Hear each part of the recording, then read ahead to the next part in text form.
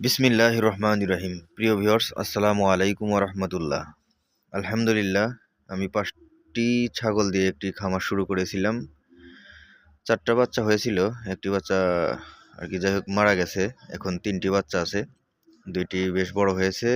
একটি ছোট্ট ওই যে ২ ছাগলের উপরে গিয়ে শুয়ে আছে। ওখানে একটু গরম পাইছে তো ওইজন্য শুয়ে আছে। তো যাই হোক, যেটা বলতেছিলাম, গরমকাল বেশ ভালোই কাটতেছিল। শীতের শুরুতেই ২টা ছাগলের চোয়াল ফোলে, যে ২টা ছাগল বাচ্চা প্রসব করেছে। তো ওষুধ খাওয়ানোর পর একটু কমেছে। পরবর্তীতে ইনক্যান্ডিসেন্ট যে ল্যাম্পগুলো আছে, যেটাকে আমরা লাল বাতি বলি, তাপ দেওয়ার জন্য দিয়েছিলাম।